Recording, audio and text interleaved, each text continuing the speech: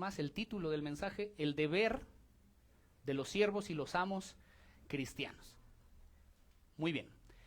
Una de las consecuencias más graves que ha traído el pecado, hermano, a la humanidad y a los hombres ha sido la idea o la institución de la esclavitud. Los esclavos, hermano, son o eran definidos como personas privadas de su libertad, que eran tratadas como bienes muebles, como mercancía, por otras personas a las cuales se les llamaba amos. Los esclavos carecían de todo derecho político, civil, laboral, estaban obligados a tener jornadas extenuantes de trabajo forzado y, según los historiadores, hermano, eran poquito superior a los animales, pero eran inferiores a cualquier otro ser humano. No tenían dignidad, eran muebles, hermano. Los esclavos podían realizar varias tareas, podían realizar labores domésticas, labores manuales, pero también había en el tiempo de Roma esclavos, hermano, que eran muy preparados, personas que eran doctores, personas que tenían estudios, que eran maestros, que eran cocineros, que eran administradores, pero eran esclavos. Y un historiador del tiempo de Pablo escribió esto, un historiador secular. Él dijo: los hijos de una esclava, quien quiera que fuese el padre, eran propiedad del amo, no de la madre. Con el mismo título de propiedad que esos hombres tenían sobre las crías de sus rebaños, el amo es quien decide si el niño se queda con ellos o es expuesto, o si se debe ahogar como lo hacemos nosotros con los gatitos. Eso escribió un historiador que eso hacían con los esclavos. Se cuenta, hermano, usted conocerá en la historia algunos famosos emperadores romanos que torturaban y eran crueles con los esclavos. Uno que es muy famoso, hermano, y quise ponerlo aquí como ejemplo, es el famoso emperador Cómodo. Es famoso por la película de Gladiador, ¿se acuerdan? Bueno, ese personaje existió históricamente y se cuenta que cuando él era adolescente, jovencito, él mandó a un esclavo tirarlo al fuego porque no había calentado bien su agua. Se cree que Augusto César crucificó a uno de sus esclavos porque accidentalmente mató una mascota. Y por haber matado a su mascota, lo crucificó. Hermano, hay muchas historias de personajes famosos que trataban cruelmente, que hacían juegos mortales con los esclavos. Y ahora, hermano, aquí viene la pregunta, ¿no? Es justo señalar que en el Nuevo Testamento no se condena abiertamente la esclavitud, pero tampoco, hermano, se promueve. En el Nuevo Testamento simplemente se tolera. Y mucha gente se pregunta ¿por qué? O sea, ¿por qué cuando Jesús vino, cuando los apóstoles recibieron la instrucción de Dios, había muchas personas que se convertían al cristianismo y eran esclavos y otros eran amos? ¿Por qué no se les ordenó a los amos que liberaran a los esclavos? Y hermano, no es el tema el día de hoy, no es el tema las razones del por qué no, pero déjeme darle por lo menos algunas de las razones. Hay un autor que se llama John Stott. Él murió en el 2011, él fue un influyente teólogo y pastor en Inglaterra. Él escribió un libro que se llama El mensaje de Efesios respecto de la esclavitud. Y él escribió lo que sigue, dice: Pablo no condenó el sistema de esclavitud de manera directa y abrupta, como en la carta a los Efesios, no porque apoyara a la esclavitud, sino porque una abolición inmediata en el contexto del Imperio Romano habría causado la desintegración completa de la sociedad. Habría dejado más esclavos liberados sin sustento y condenándolos al desempleo y a la miseria. Se cree que había más gente, hermano, esclava que libres. Alrededor de 60 millones de personas en el tiempo de Pablo estaban esclavizadas. El cristianismo introdujo, dice en su libro, principios que destruyen la lógica de la esclavitud desde adentro, reconociendo la igualdad ante Dios, la dignidad de que fuimos creados a su imagen y semejanza y que el hombre posee dignidad por sí mismo, solo por ser criatura de Dios. Jesús no vino a realizar cambios políticos, hermano, no vino a realizar una revolución y un cambio político en contra de Roma y de Pilato, porque aún lo hubiera hecho, hermano, solo hubiera quedado en lo que quedan todos los pensamientos políticos, cambiar una nación. Pero el cristianismo más bien obra de adentro hacia afuera, transforma el corazón. Y eso tiene implicaciones mucho, mucho más profundas en todas las sociedades y en todos los órdenes de la sociedad. El cristianismo entonces estableció los principios que poco a poco provocaron la abolición de la esclavitud. Cuando el Imperio Romano cayó, gran parte fue por la influencia del cristianismo, al punto de que el emperador Constantino se convirtió al cristianismo, y cuando el Imperio Romano cayó, la esclavitud se fue ahí también en Roma. Entonces, hermano, el cristianismo al final triunfó, pero fue poco a poco y no fue como un movimiento revolucionario social, sino que influyó en el corazón de las personas. Posteriormente, en el siglo XVIII,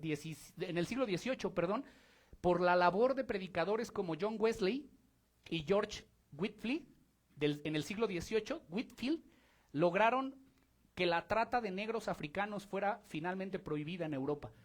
Y fueron predicadores reformados que impactaron la sociedad con el evangelio, que lograron que se quitara la esclavitud en toda Europa. Lo mismo pasó en Estados Unidos, etcétera. Entonces, al final, hermano, el cristianismo poco a poco, después de que Jesús vino a esta tierra, venció. Pero venció desde dentro del corazón de los hombres, no imponiendo un sistema político, un sistema social, sino que fue poco a poco. Entonces, dicho lo anterior, hermano, es para dar una introducción de lo que vamos a leer hoy.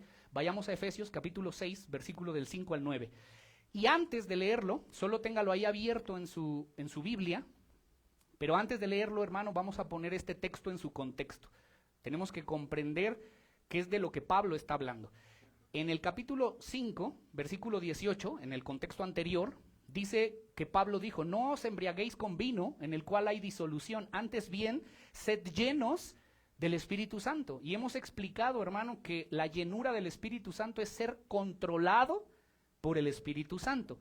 No es que te llenes como un globo de gas, es que te controle. Así como las personas son llenas de ira y son controladas por la ira, o son llenas de miedo y son controladas por el miedo, los hijos de Dios somos llenos del Espíritu Santo porque somos controlados por el Espíritu Santo. Entonces, cuando Pablo viene hablando de esto, de cuál es el resultado de que una persona sea llena del Espíritu Santo, que es controlada por el Espíritu, y dice en los siguientes versículos, dice que un cristiano lleno del Espíritu es una persona que se convierte en un adorador. Ya lo vimos. Dice que es una persona que tiene gratitud, que vive agradecida con Dios. Pero en el versículo 21, 5:21, dice: someteos los unos a los otros en el temor de Dios. Entonces, una persona llena del Espíritu se somete a las líneas de autoridad que Dios ha establecido previamente. Ese es el contexto en el que Pablo escribió las relaciones. Entonces, en segundo lugar, hermano, debemos ver el contexto histórico también. Es muy breve, hermano, pero escuche por favor. Lo que Pablo está haciendo en estos versículos que vamos a leer era, hermano, algo increíble, era algo insólito, inaudito, no sé cuál es la palabra que quiera, hermano, era algo que era impensable, que Pablo estaba escribiendo en un documento que se tenía que leer públicamente, se estaba dirigiendo a esclavos que no tenían derecho a nada, y Pablo les está escribiendo una carta y les dijo a los efesios: léanla en público, y Pablo estaba asumiendo que ahí había esclavos. Le estaba escribiendo a un grupo de esclavos que no tenían ningún derecho, como he dicho, hermano. ¿Sí me explico? Entonces, tan solo imagine la escena. Había personas, supongo yo, sentadas probablemente hasta enfrente o en los primeros lugares, que eran amos y que se habían convertido al cristianismo, pero también esos amos tenían a sus esclavos. ¿Dónde cree que estaban los esclavos? Estaban hasta atrás, aunque eran creyentes, pero estaban hasta atrás, probablemente sin silla, parados nada más, esperando a que el amo, así de que tráeme el sobre para la ofrenda, ¿no? ¿Sí me explico, hermano? O sea, imagine la escena, había creyentes, esclavos y amos que estaban en esa iglesia. Y imagine el cuadro, le digo, los esclavos hasta allá atrás, sin ningún tipo de derecho, cuando de repente les llegó la carta y empezaron a leer todo lo que Pablo les quería decir a los esclavos y a los amos. Entonces, lo primero, hermano, que es increíble, es que Pablo está reconociéndolos aquí como hijos de Dios. Los está reconociendo con la misma dignidad que cualquier otro ser humano. Los está reconociendo como parte de la familia de Dios, como parte de la familia de la fe, con todos sus derechos y con todas sus responsabilidades. Y lo que todavía es más increíble, hermano, es que los pone en el mismo nivel de igualdad a los amos que a los esclavos respecto de su relación con Dios. Hermano, es que todos los seres humanos somos iguales en dignidad delante de Dios. Y eso es lo primero que hace Pablo. Todos los seres humanos fuimos creados a su imagen y semejanza. El cristianismo, eso fue lo que sembró en la mente y en el corazón, una nueva forma de pensar. Dice Sugel Michelena, a mí me hubiera gustado estar viendo esa escena, ¿no? Como que asomarme en una ventanita y ver la cara que estaban haciendo los esclavos, y la cara, hermano, yo me imagino esclavos llorando cuando se leyeron estas palabras que vamos a leer. Yo me imagino a muchos de los amos con la boca abierta, de que era algo contracultural, era algo imposible de pensar que alguien se pudiera dirigir a los esclavos y que el apóstol Pablo, que era el apóstol Pablo, les estuviera hablando a ellos y diciéndoles cómo tienen que comportarse, y a los amos cómo tienen que comportarse con relación a ellos. ¿Me explico, hermano? Entonces, hermano, gracias a Dios, hoy ya no vivimos en tiempos de esclavitud. Ya la esclavitud ya no está vigente, ¿no? Pero esta enseñanza, escúcheme con atención, es sumamente importante para nuestras relaciones con los trabajadores y los patrones, con los empleadores y con los empleados, con las personas que ejercen autoridad sobre otras. Esta enseñanza es crucial, hermano. Lo que Pablo le está diciendo aquí a los amos y a los esclavos se extiende y se aplica perfectamente a las relaciones obrero-patronales que hoy conocemos. Así que, por eso, esto sí tiene aplicación para nosotros. Leamos ahora sí, hermanos, Efesios 6, versículos del 5 al 9. Siervos o esclavos, obedeced a vuestros amos terrenales con temor y temblor, con sencillez de vuestro corazón como a Cristo, no sirviendo al ojo como los que quieren agradar a los hombres, sino como siervos de Cristo, de corazón haciendo la voluntad de Dios, sirviendo de buena voluntad como al Señor y no como a los hombres, sabiendo que el bien que cada uno hiciere, ese recibirá del Señor, sea siervo o sea libre. Y vosotros, amos, haced con ellos lo mismo, dejando las amenazas, sabiendo que el Señor de ellos y vuestro está en los cielos y que para Él no hay acepción de personas. Ese es el texto que vamos a desarrollar el día de hoy. Ahora, hermano, el deber de los siervos, ¿de dónde surge? ¿Cuál es el deber de los siervos? Y esto surge, como ya les dije en el contexto, del respeto que debemos de tener todas las personas a las líneas de autoridad que Dios ha establecido. Pablo en el contexto está diciendo que las personas llenas del Espíritu Santo se deben someter los unos a los otros en el temor de Dios. Entonces, a partir de que reconocemos que hay un creador y que ese creador pone a personas en autoridad, todos los que estamos debajo de una persona en autoridad tenemos que someternos a esas autoridades en el temor de Dios, sabiendo que el que resiste a la autoridad, a Dios resiste. ¿Sí me explico, hermano? Y dice que ninguna autoridad, ninguna en la tierra, ha sido puesta sin la voluntad de Dios. Dios ha puesto cada autoridad. ¿Estamos, hermano? Entonces, Pablo, después de someteos unos a otros, 5:21, empieza a desarrollar o a desempacar cada una de estas autoridades. Ya hemos visto a lo largo tenemos ya un mes o dos hablando de esto, hermano. Pablo desarrolla todas las relaciones distintas de autoridad. La sumisión de la esposa al esposo es diferente, hermano, obviamente, a la sumisión que tienen los hijos sobre los padres, o los padres sobre los hijos, la autoridad que ejercen. Y también, obviamente, la sumisión de la esposa al marido es diferente a la sumisión de los esclavos a los amos. Cada una de estas relaciones son distintas, pero todos, no importa si te toca ser autoridad o te toca ser empleado, hermano, tenemos que respetar las líneas de autoridad partiendo de que entendemos quién es Dios y qué los puso ahí. Son relaciones distintas, pero debemos honrar al Señor en el temor de Dios. Amén. Entonces ya hemos estudiado, ¿qué hemos estudiado? El deber de las esposas, ¿cuál es? Respetar, en una palabra. El deber de los maridos, amar. El deber de los hijos, honrar. El deber de los padres, criar. Y ahora vamos a ver el deber de los siervos. Así que si tú eres empleado o empleador, este mensaje es para ti, hermano. Pablo dice en el versículo 5, léanlo conmigo, siervos, obedeced a vuestros amos terrenales. O sea que Pablo les está diciendo, hermano, a los esclavos que estaban ahí presentes, que aunque eran esclavos y ya habían sido libres por medio del evangelio, eso no los eximía de respetar las líneas de autoridad que Dios había establecido. Eso es lo primero que Dios les dice: esclavos, obedezcan. Y hermano, algo que es bien significativo es que Pablo le establece un límite a la autoridad de los amos. Les dice, amos, ¿qué? Terrenales. Dice, obedezcan a sus amos terrenales. ¿A qué se refiere? ¿Por qué Pablo tiene que aclarar? Amos terrenales.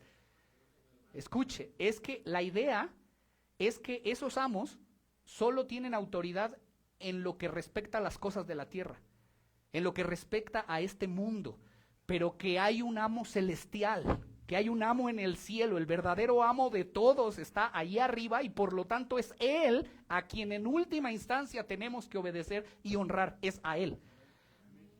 Los siervos deben obedecer a sus amos terrenales porque su amo celestial así se los ha ordenado. ¿Sí me explico, hermano?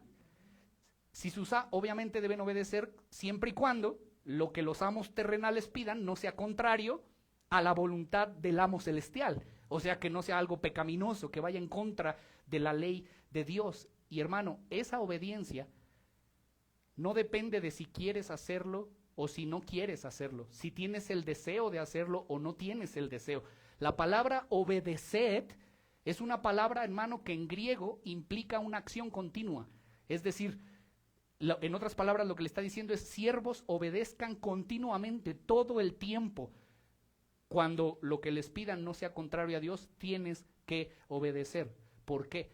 Porque obedeces a tu amo celestial.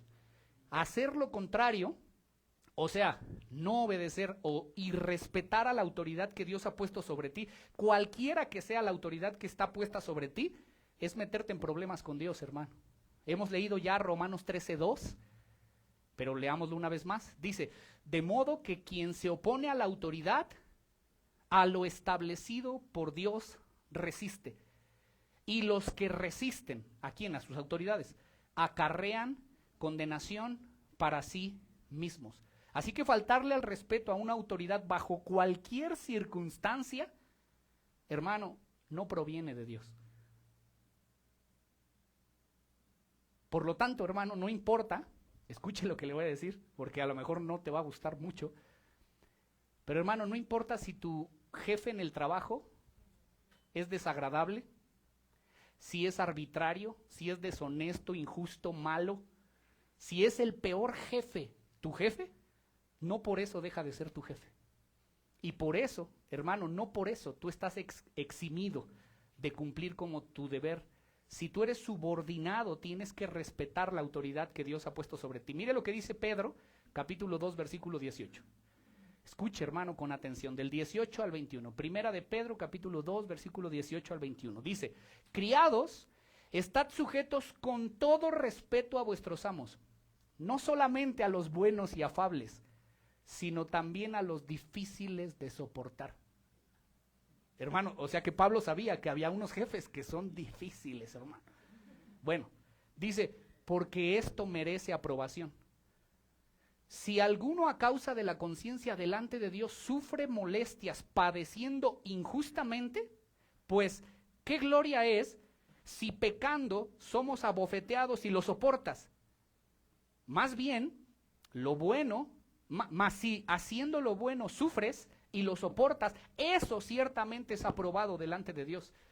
Pues para esto fuiste llamado, porque también Cristo padeció por nosotros, dejándonos ejemplo, ¿para qué? Para que sigamos sus pisadas. Te lo voy a leer en la lenguaje actual, creo que no la tenemos, pero te lo voy a leer, escúchame, la misma, pero en la traducción lenguaje actual. Dice, esclavos y esclavas, les mando que obedezcan a sus amos y los respeten, pero no solo a los que son buenos y comprensivos, sino también a los que son malos. Dios bendice a los que, por serle fiel a Él, a Dios, sufren injustamente y soportan el sufrimiento. Si alguno es castigado por hacer lo malo y soporta con paciencia el castigo, no está haciendo nada extraordinario. Pero si uno sufre y soporta el sufrimiento por haber hecho algo bueno, Dios lo bendecirá. Si acaso sufren injustamente, recuerden que Dios les ha ordenado sufrir con paciencia. Y en eso Cristo les ha dado el ejemplo para que hagan lo mismo, pues Él sufrió por ustedes. Hermano, Pedro lo que nos está diciendo es que Cristo nos dio el ejemplo y debemos hacer lo mismo. Y hermano, si alguien sufrió realmente una injusticia fue Jesús. Si alguien fue insultado, vituperado, humillado, fue Jesús. Pero Jesús siempre respetó las líneas de autoridad. Hermano, ¿y quién es Jesús? Es Dios hecho hombre, es el Verbo hecho carne. Y hermano, Jesús siempre, no por ser Dios, dejó de respetar las autoridades que le fueron impuestas. Cuando él era un niño, se sujetó a José y a María. Hermano, lea Juan 19:11. Cuando Pilato, que era una autoridad civil, era un gobernador, ¿no? Cuando él presumió que tenía autoridad para liberarlo o crucificarlo, Jesús tenía claro esto que estamos enseñando. Lea Juan 11:19. Jesús le respondió a Pilato: ninguna autoridad tendrías en contra de mí si no te fuese dado de arriba. ¿Sí lo está leyendo, hermano? Juan 19:11. ¿Sí va conmigo, hermano? Juan 19:11. Jesús respondió: ninguna autoridad tendrías contra mí si no te fuese, ¿qué? Dada de arriba. O sea, ¿qué Jesús qué le está diciendo? Es, tú tienes autoridad, pero esa autoridad mi Padre te la dio. Pero como tú eres una autoridad, yo me sujeto a ti. O sea, está reconociendo, hermano, que Pilato tenía una autoridad y un cargo. Reconoce, pero le recuerda que ese poder era terrenal, era limitado, que Dios se lo había dado, que no era absoluto el poder que tenía, sino que Dios le había dado ese poder. Y aunque tuvo que padecer injustamente por todas estas autoridades, hermano, no por eso Dios se reveló, Jesús no se reveló. Por eso Pedro nos dice que los cristianos debemos seguir el ejemplo de nuestro Señor. O sea, hermano, que si en tu trabajo hay personas encima de ti, en línea de autoridad, es tu deber someterte a ellos. Si lo que te piden está dentro de tus labores, si está dentro de la descripción de tu puesto, hermano, y no te están pidiendo nada pecaminoso, tu deber es obedecer. Ahora, escuche, hermano, no solamente es importante obedecer y hacer lo que se te pide, sino cómo lo haces. A Dios no nada más le importa lo exterior, que lo hagas, pero de mala gana, no. A Dios le interesa cómo es que lo haces. La pregunta, hermano, es cómo debemos obedecer a aquellos que están en autoridad sobre nosotros. Y Pablo es lo que va a desglosar en el final del versículo 5, versículo 6 y versículo 7. Veamos otra vez versículo 5. Dice: siervos, obedeced a vuestros amos terrenales, ¿cómo? Con temor y temblor. Ahora, esa expresión aquí, hermano, no significa que le tenemos que tener miedo a nuestros jefes o a nuestras autoridades, o que tengamos que estar temblando de miedo cuando gritan y que tú estés ahí humillándote. No, hermano, no está hablando de eso. Escuche, lo que Pablo les está diciendo es: tienen que servir con temor y temblor. Esa expresión se ocupa en la Biblia para hablar del reconocimiento que tenemos de la autoridad suprema y máxima de Dios sobre nosotros. Es ese temor reverente porque hay un Dios y que Él es la máxima autoridad. Y ese Dios, ese reconocimiento, ese temor y temblor a Él nos debe impulsar a respetar a nuestros jefes aquí y ahora. ¿Estamos claros? Entonces, escuche, todo creyente, judío, gentil, esclavo, libre, hombre o mujer, dice la Escritura, debe tener un temor reverente por Dios. Mire Filipenses 2:12. En la última parte de Filipenses 2:12, Pablo les está diciendo: por tanto, amados míos, ocupaos de vuestra salvación, ¿cómo? Léalo, con temor y temblor. Así que, hermano, nosotros debemos vivir delante del rostro de Dios, sabiendo que todo lo que hacemos todos los días, en cada momento y aún en nuestro trabajo, estamos delante del rostro de Dios, con temor y temblor. Lea conmigo Colosenses capítulo 3, versículo 22, y déjeme decirle algo, hermano. Colosenses 3:22 es una carta que se llama carta gemela. ¿Sí sabía? Bueno, si no se lo aclaro. Colosenses se escribió al mismo tiempo que Efesios. Y en el mismo, casi, o sea, no exactamente al mismo tiempo, pero me refiero, cuando Pablo estuvo encarcelado, él escribió estas cartas. Escribió otras dos. Pero Colosenses y Efesios se conocen como cartas paralelas o cartas gemelas, porque da las mismas instrucciones, pero le añade unas cosas a una que a otra no. Entonces, por eso, de lo que estamos diciendo, que el temor y temblor no es en contra de tu jefe, sino el temor y temblor, por temor y temblor a Dios, es que tú te obedeces y te sometes. Por eso, en Colosenses 3:22 dice, siervos, obedeced en todo a vuestros amos terrenales, que temiendo a Dios. Eso es lo que dice, temiendo a Dios. ¿Sí estamos claros? ¿No lo alcanza a leer más? ¿Se los leo otra vez? Leámoslo, hermano, ahí. Sí que ayúdeme a leerlo. Siervos, obedeced en todo a vuestros amos terrenales, no sirviendo al ojo como los que quieren agradar a los hombres, sino de corazón, temiendo a Dios. Entonces, el temor y temblor no es al amo, es a Dios, temiendo a Dios, que Él es el que lo está ordenando. Nosotros, hermano, escúcheme por favor, nosotros somos libres en Cristo. ¿Dice amén? Y por lo tanto no debemos intimidarnos ni temerle a nadie por más que grite o por más autoridad que tenga, no importa el cargo, no importa el puesto, no importa si es Donald Trump o si es el presidente, hermano, no tendríamos por qué tener temor de nadie. ¿Sí, hermano? Pero eso no quiere decir que nosotros nos rebelemos en contra de las autoridades. No porque haya hombres en autoridad que sean arrogantes y prepotentes, hermano, todas esas personas no son nada delante de Dios. Porque todo lo que tienen es porque Dios se los ha dado. Pero sí, lo que sí debemos hacer, hermano, es actuar bajo el temor y la reverencia que le debemos a Dios. Es decir, debemos honrar y glorificar a Dios en medio de nuestro trabajo o a través de la prestación de nuestro servicio. Eso es lo que Pablo se está refiriendo aquí con temor y temblor. Ahora, en segundo lugar, otra vez, Efesios 6:5, dice que tenemos que obedecer con temor y temblor.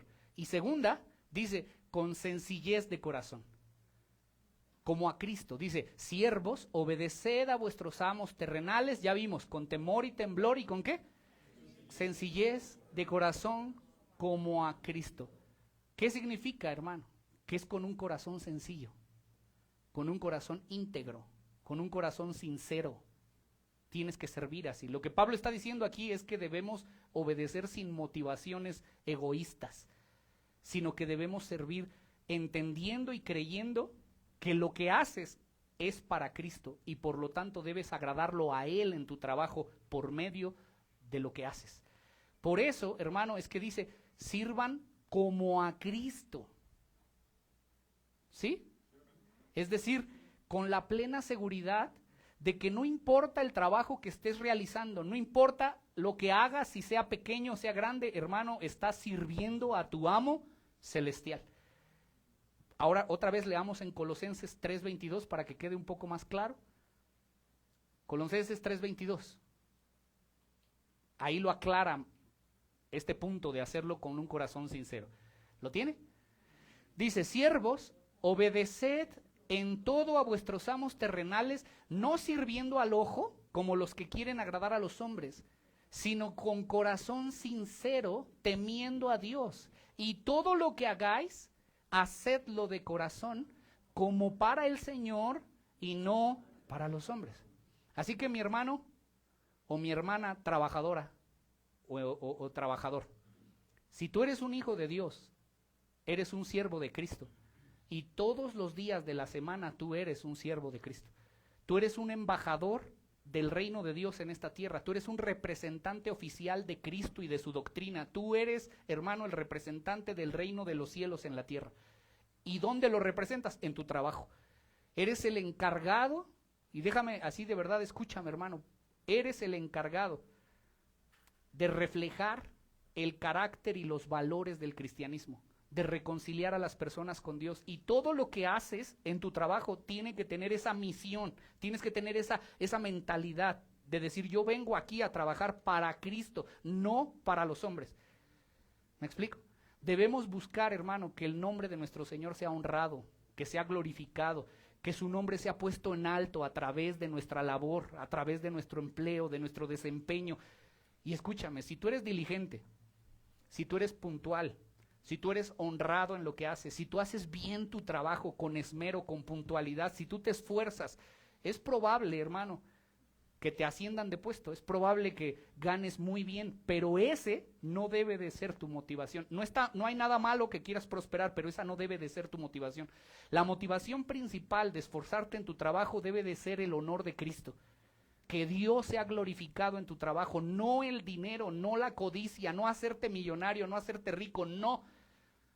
La motivación primaria de tu trabajo debe de ser el honor de Cristo por encima de todas las cosas. Mire lo que dice Tito capítulo 2, versículo 9. Tito capítulo 2, versículo 9 y 10. Dice, exhorta a los siervos, aquí póngale a los empleados, que se sujeten a sus amos, que lo agraden en todo, que no sean respondones, que no defrauden, sino que se muestren fieles en todo. ¿Para qué? Para que en todo adornen la doctrina de nuestro Salvador. ¡Wow! Hermano, ¿qué es lo que Pablo deseaba que los esclavos cristianos convertidos al evangelio mostraran? Que adornaran la doctrina que ellos decían creer. Entonces, hermano, cuando tú vas a tu trabajo, Dios lo que te ordena y desea es que tú adornes la doctrina que dices creer. Que ellos, hermano, la gente pueda ver la huella indeleble de que tú eres un cristiano y que eres un trabajador completamente distinto a cualquier otro trabajador por una sencilla razón. Tú no lo haces para los hombres, lo haces para Dios. Y lo haces con excelencia porque es para tu Señor. Lo haces no buscando agradar al ojo, sino buscando agradar a Dios, que es lo que sigue Pablo explicando. Mire versículo 6, dice, no sirviendo al ojo como los que quieren agradar a los hombres, sino como siervos de Cristo, de corazón haciendo la voluntad de Dios. Hermano, un hombre que trabaja con la motivación de honrar a Cristo, va a su trabajo y hace un trabajo excelente cuando su jefe lo ve, pero también cuando su jefe no lo ve. ¿Sí me explico?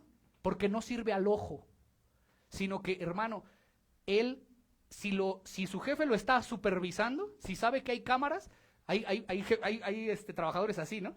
Que cuando llega el jefe se va el jefe y se ponen a ver Facebook. Hermano, lo que está diciendo aquí es que no le sirves al ojo, no importa si te están viendo o no te están viendo, tu Padre en el cielo sí te está viendo. Y a Él es al que debes de servir. Así que aun cuando tu jefe no te ve, deberías de hacerlo todavía mejor, porque estás adornando la doctrina que dices creer.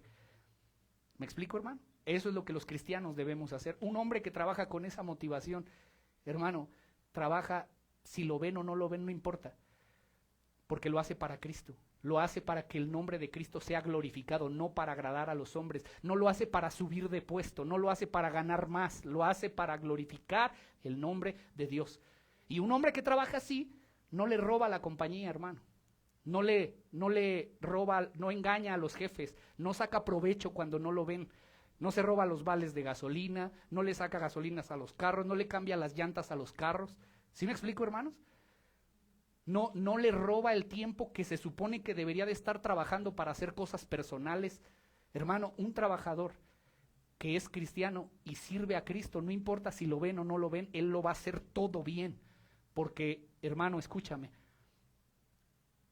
el honor de Cristo está de por medio en tu trabajo. Porque la gente probablemente sepa que tú eres cristiano.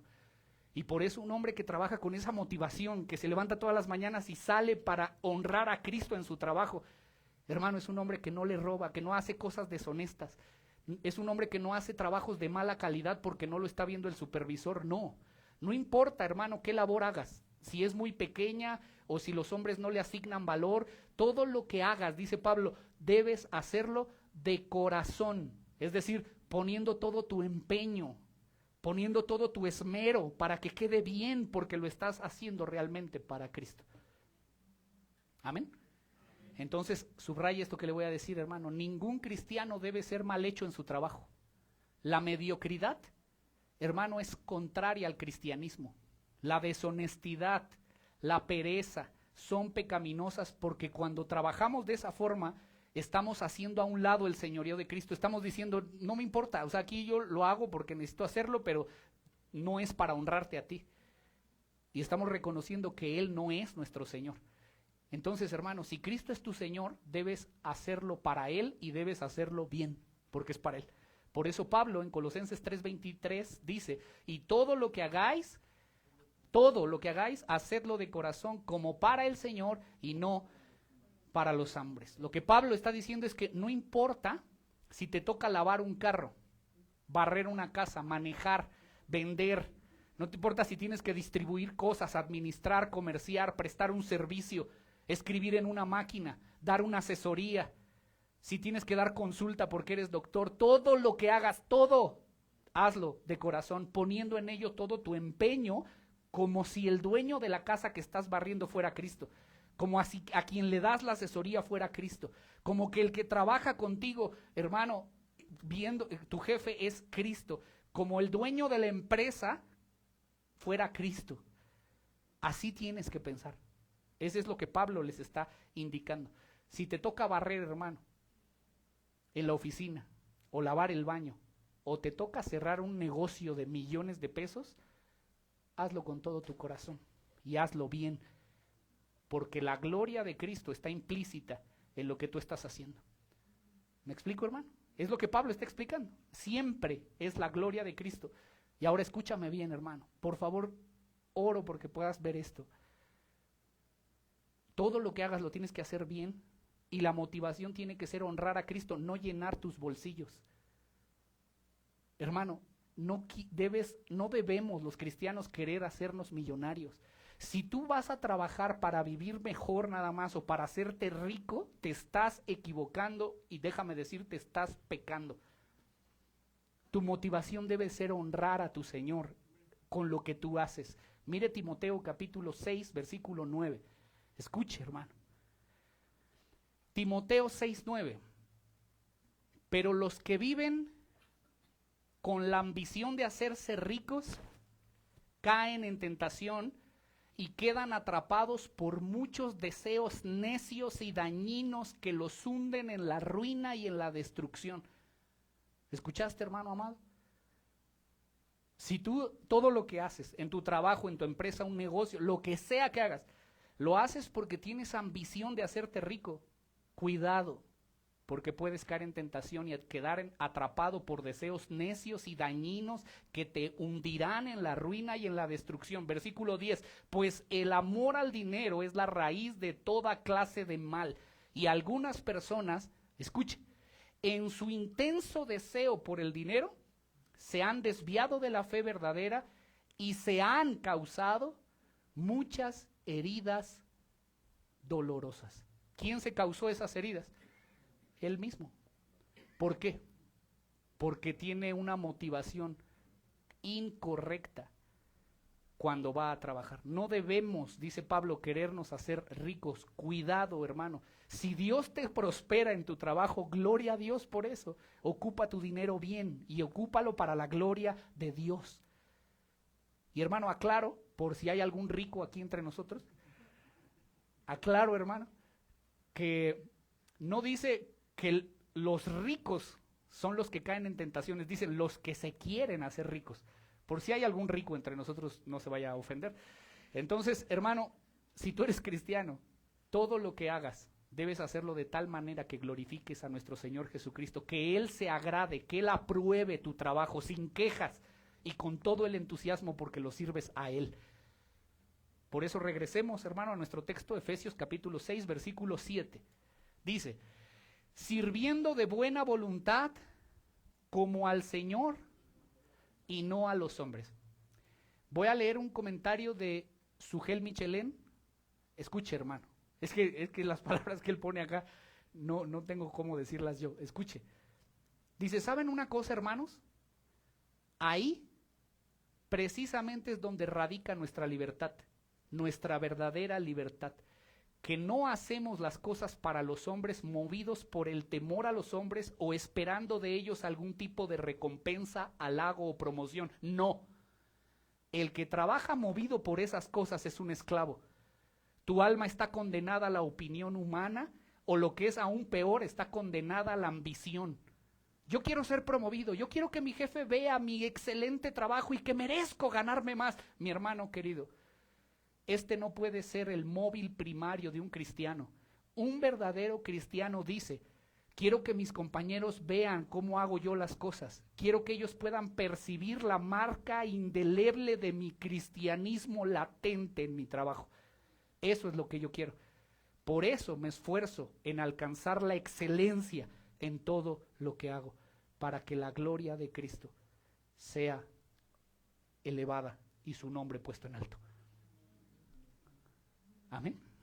Ahora, hermano, déjeme decirle algo. Si somos honestos, debemos reconocer que todo lo que estamos diciendo es difícil, hermano, en medio de una sociedad caída. Pero, hermano, cuando ya lo queremos poner en la práctica, esa debe de ser nuestra perspectiva. Así debemos salir a trabajar. Esa debe de ser nuestra meta.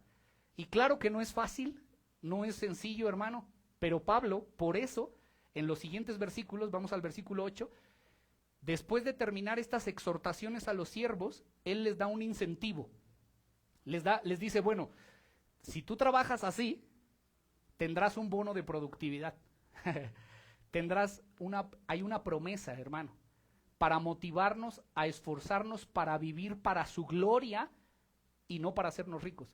Pablo dice, versículo 8, trabajen de esta manera, sabiendo que el bien que cada uno hiciere, ese recibirá del Señor, sea siervo o sea libre. La promesa es, no importa si tu jefe en la tierra ve o no ve tu trabajo. No importa si los hombres valoran tu esfuerzo o no lo valoran. Eso no importa, porque te tengo una buena noticia. Dios sí lo ve, hermano, y Él es un Dios bueno y justo. Y dice, Él te recompensará. La Nueva Traducción Viviente en ese versículo dice, recuerden que el Señor recompensará a cada uno de vosotros por el bien que hagamos. ¿A qué se refiere? A tu trabajo. Nuestros jefes, hermano, puede que te recompensen con cosas materiales, pero la recompensa de Cristo es una recompensa eterna, y esa recompensa es es incalculablemente más grande y mejor que cualquier recompensa en la tierra. Cuando tú te esmeras en el trabajo, hay muchas cosas que los jefes no van a ver. Hermano, a veces no valoran la honestidad, todos roban y tú no. Todos hacen cosas incorrectas y tú lo haces porque lo haces para tu Señor. No ven cómo te conduces, no ven el amor que tú pones, no ven el empeño que tú le metes a tu trabajo, los sacrificios que muchas veces haces para que tu trabajo quede bien, y te esmeras y nadie lo ve, hermano. Pero no te preocupes, tu jefe en el cielo sí lo ve. Él vio cada cosa, cada gota, hermano, de sudor que derramaste por el trabajo excelente que hiciste. Él sí lo ve. Así que hazlo para Cristo, y de Cristo tendrás tu recompensa. Colosenses 3:24 dice, sabiendo que del Señor recibirás la recompensa de la herencia. ¿Por qué? Porque a Cristo el Señor sirves.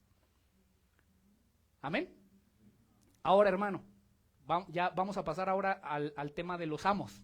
Nos falta todavía eso, que es el último versículo. Pero déjame hacerte unas preguntas para que puedas aplicar a tu vida si tú eres un trabajador. Yo te pregunto esta mañana, hermano, ¿esta es la convicción con la que tú sales a tu trabajo todos los días? ¿Es con esto en tu mente que te levantas todas las mañanas y vas a la oficina o a tu trabajo? ¿Es esto lo que tienes en tu mente? Pregunta, si tu jefe estuviera aquí, ahorita, sentado aquí, que lo invitaste y tocó este tema, tu jefe podría decir, o algún compañero de tu trabajo podría decir, pues con razón, Es que fulano de tal es cristiano, él no puede ser mediocre porque en su religión le dicen que tiene que hacer las cosas excelentes para su Señor. Si estuviera tu jefe aquí, ¿eso diría? Pregúntalo, hermano, no me contestes. Ellos podrían decir que tú eres la viva imagen de lo que Cristo explica aquí en este texto. Eso es lo que debemos reflexionar hoy, hermano. Y de verdad que Dios nos ayude a cambiar nuestra forma de pensar en nuestras relaciones con nuestros jefes, porque debemos adornar la doctrina de nuestro Señor. Es la orden de tu Señor, y en temor y reverencia a Él es que debes salir a trabajar, honrarlo a Él. Ahora, para finalizar, hermano, vamos a ver el último versículo, vamos a Efesios 6:9. Ya vimos el deber de los siervos, pero ahora, ¿qué con el deber de los amos? Efesios 6:9. Y vosotros, amos, haced con ellos lo mismo, dejando las amenazas, sabiendo que el Señor de ellos y vuestro está en los cielos y que para Él no hay acepción de personas. Lo primero que dice Pablo a los amos es que deben hacer lo mismo. Haz lo mismo con tu siervo. Es decir, lo primero que Pablo hace, hermano, es colocarlos, vuelvo y repito, en un nivel de igualdad en lo referente a la actitud que deben de tener hacia sus esclavos. Hagan con ellos lo mismo. O sea, ¿quieres que tu subalterno, tu empleado, tu esclavo, dice ahí, te hable con respeto? Háblale tú con respeto. ¿Quieres que ellos muestren interés hacia las cosas de tu oficina, de tu empresa? Muestra tu interés por las cosas de ellos. ¿Sí me explico, hermano? ¿Quieres que ellos trabajen y que vean y busquen, hermano, que a ti te vaya bien como patrón? Tienes que tú buscar y trabajar para que a ellos les vaya bien. Eso significa que hagas lo mismo con ellos. Y escúchame, hermano, yo no sé aquí, la verdad que no sé, pero si tú eres jefe, si tú eres un supervisor, un jefe de área, si tienes un negocio y tienes empleados, si tienes alguna empresa, alguna oficina y alguien trabaja contigo, es más, si hay una persona que te ayuda en tu casa y es tu empleada, porque la Ley Federal del Trabajo reconoce esos trabajos como empleados domésticos. Cuando tú vas y te prestan un servicio, un mesero, hermano, en todas esas relaciones tú eres un amo. Es decir, tú eres un jefe, un empleador. Y hermano, Colosenses 4, que es la carta paralela, 1, dice, amos, si tú eres un amo, esto es para ti, hermano.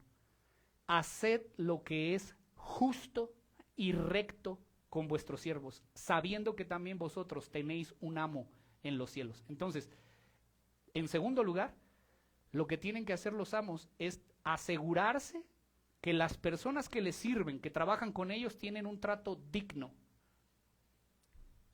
que su situación de trabajo y su sueldo es justo, que los tratan dignamente y de manera considerada. ¿Y cómo es esto? ¿Cómo le pides las cosas a las personas que trabajan contigo? ¿Cómo les hablas? ¿Cómo te diriges a ellos? ¿Tienen un horario?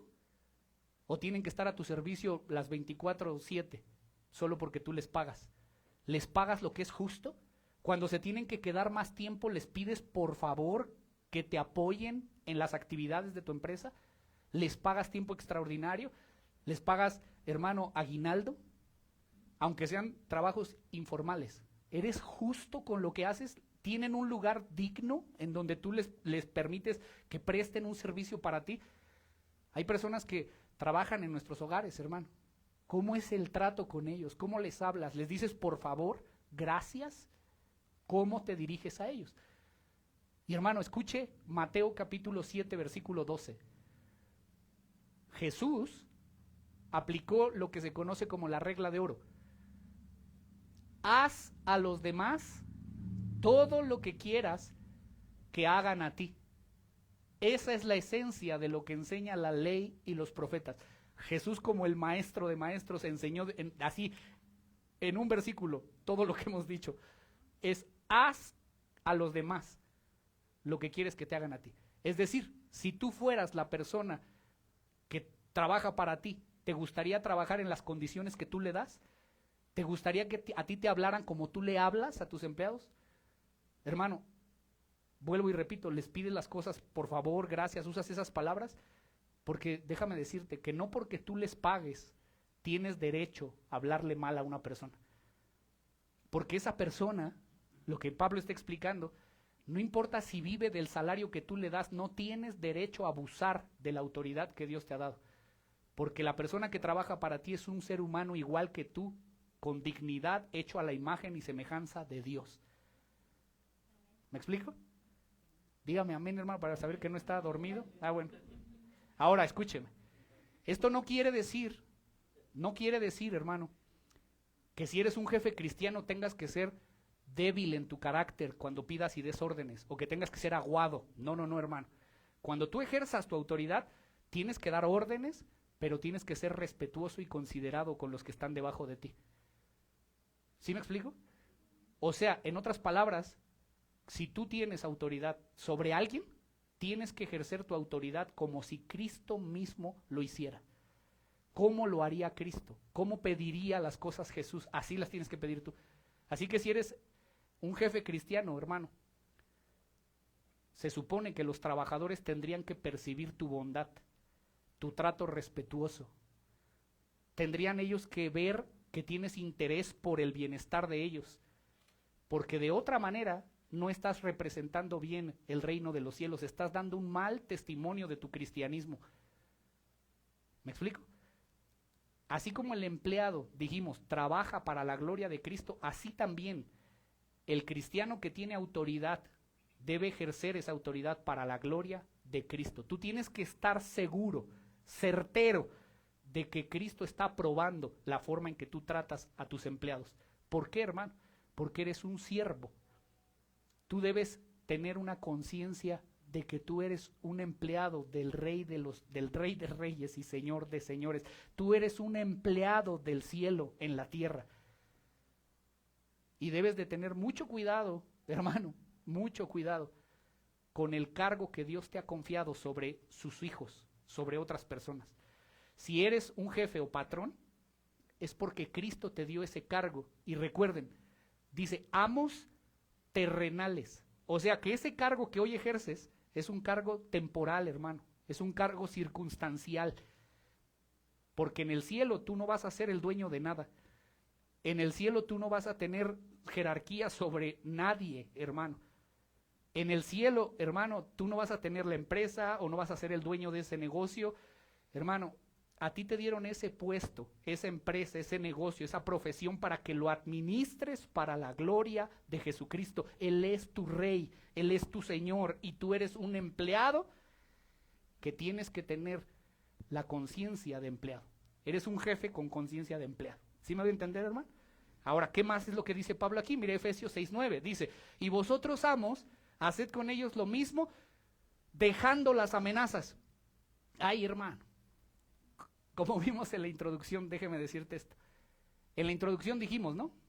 Que en el tiempo del Imperio Romano los amos tenían libertad para incluso matar y castigar a los esclavos. Y entonces, obviamente, los jefes amenazaban constantemente hasta de matar a los esclavos si no hacían lo que les ordenaban. Y Pablo prohíbe aquí tajantemente que un cristiano ocupe su autoridad para intimidar a sus empleados. Lo prohíbe.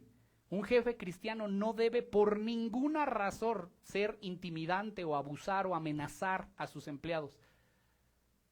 Menos, hermano, si de lo que tú les pagas viven. Hermano, ten cuidado con eso. Si tú llegas a ser un jefe aquí, ten cuidado. Porque Pablo aquí, Dios lo prohíbe, hermano, completamente. Y pregúntate entonces, si tú eres una persona en un cargo, ¿qué tipo de jefe eres? ¿Eres de esos jefes que cuando no están, todos los empleados están felices? Y que cuando llegas, hermano, todos se ponen a trabajar porque te tiemblan de miedo porque les vas a gritar. ¿Eres de esos jefes? Hermano, ten cuidado. Jesús no inspiraba miedo. Y Jesús es la persona que hablaba con más autoridad que nadie y que tiene más autoridad sobre todo el universo. Pero su trato siempre fue digno y respetuoso, siempre. Hasta los niños venían a él. ¿Me explico, hermano? Obviamente Hay veces que le tienes que llamar la atención, ¿no? Por eso te digo, no quiere decir que tengas que ser débil cuando des dirección. Si el empleado está haciendo algo mal, tienes que llamarle la atención y tienes que hacerlo bien, porque es parte de tu trabajo que la empresa avance, ¿no? Pero hermano, no debes de tratar de sacar lo mejor de tus trabajadores a bola de gritos y a bola de majaderías y a bola de insultos y a bola de amenazas y gritos. Jamás, jamás. No puedes esperar que tus empleados rindan si los estás amenazando todo el tiempo y les estás hablando con aspereza, con desprecio. Eso, hermano, te digo algo, se llama abuso de autoridad. Y el que abuse de su autoridad tendrá que darle cuenta a Dios algún día. Porque no olvides, hermano, que aunque tú eres un jefe, eres un empleado. Solo que hay jefes que se les olvida que alguien los puso ahí y tienen delirio de grandeza, hermano. No hagas eso, porque, hermano, tienes un amo en el cielo que te va a pedir cuentas. Tú llegaste a ese cargo por Dios. Tú estás en esa posición porque Dios te puso ahí. Tú no creas que llegaste ahí por ti. Te pusieron ahí porque a Dios le plació ponerte ahí. Y por eso tienes que tener cuidado, hermano, de la autoridad que ejerces, porque un día, de verdad, un día te vas a morir y vas a presentarte delante de Él y Dios te va a pedir cuentas de las personas que tuviste bajo tu encargo. Los esclavos, hermano, escúcheme por último. Los esclavos no tenían quien los defendiera. No había Secretaría del Trabajo y Previsión Social. Pero escúcheme, hermano, lo que Pablo está diciendo aquí es, todos los trabajadores sí tienen un defensor en el cielo. Tienen un abogado y un juez especializados en derecho laboral. Ese abogado es Jesucristo, hermano, y es el más aguerrido en la defensa de los derechos laborales de los trabajadores. El más aguerrido abogado. Y también está el juez, que es el más justo y especializado en que no se le trate mal a ninguna persona que está bajo la autoridad de otra. Es el juez más justo en el universo, hermano. Los esclavos no tenían quien los defendiera, pero en el cielo Pablo dice, sí hay una Secretaría del Trabajo, sí hay un juzgado laboral. Y ahí todos un día vamos a presentarnos a dar cuenta de nuestras relaciones entre patrones y trabajadores. Y eso es el último punto de lo que enseña Pablo. Dice versículo 9, nuevamente, 6:9 de Efesios, dice, vosotros vamos a hacer con ellos lo mismo, dejando las amenazas, ya lo mismo, sabiendo que el Señor de ellos, o sea, de tus empleados, y tu Señor está en el cielo, y que para Él no hay acepción de personas. O sea, que en el día del juicio, hermano, los amos no van a ser tratados mejor o con más generosidad que los esclavos. Los ricos no van a ser puestos en una fila y los pobres en otra. Los dueños de una empresa de un trato y los empleados de otro. No, hermano, Dios no hace acepción de personas. Y hermano, quiero decirte esto con todo el respeto que te mereces. Pero a Dios no le impresionan tus maestrías y tus doctorados. No le impresiona tu dinero.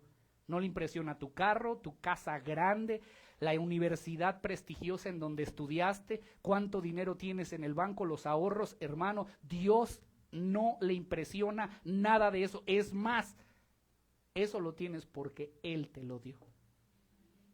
Y hermano, el día que nos toque presentarnos delante de Él, Él no va a ver el estatus social. Él no va a ver los títulos. Hermano, Él va a ver el carácter con el que tú trataste a las personas que están debajo de ti. Si lo que hiciste fue justo, si lo que hiciste fue recto, si administraste bien la autoridad que Él te dio, porque de esa es de la que vas a dar cuenta algún día. Así que, hermano, si tú eres cristiano debes entender que Dios es el que te ha puesto en ese nivel de autoridad. ¿Para qué? Para que desde esa posición tú muestres el carácter de Cristo, el carácter de tu Señor. Por eso es que fuimos puestos ahí, para que los que están debajo de nosotros con nuestro testimonio puedan ser salvos para Cristo. Para eso te dieron autoridad. Por eso Dios te puso en ese lugar, para que glorifiques a Dios con tu vida, para que muestres que un jefe cristiano es diferente a un jefe en el mundo incrédulo. Tú tienes que mostrar eso. ¿Dice amén, hermano? Ahora, escuche la advertencia para los jefes que no son creyentes. Santiago capítulo 5. Hermano, de verdad que Dios tenga misericordia. Y ojalá que esas personas, mire, ricas, prepotentes, arbitrarias, que tratan mal a sus trabajadores, que son injustos, hermano, de verdad que Dios tenga misericordia de ellos y se arrepientan de esa forma de conducta. Porque escuche, voy a repetir, jefes que no son creyentes, es lo que es la advertencia. Esos que son prepotentes, que confían en su dinero, que abusan de su autoridad, Santiago les hace una severa advertencia en capítulo 5. Lo voy a leer en NTV, ya ve que es como más amigable, ¿no? Escuche NTV. Dice, presten atención ustedes los ricos. Lloren y giman con angustia por todas las calamidades que les esperan. Su riqueza se está pudriendo y su ropa fina son trapos carcomidos por polillas. Su oro y su plata se han corroído. Las mismas riquezas con las que contaban les consumirán la carne como el fuego. El tesoro corroído que han amontonado testificará contra ustedes, ¿cuándo? En el día del juicio. Así que escuchen. Oigan las protestas de los obreros del campo a quienes estafaron con el salario.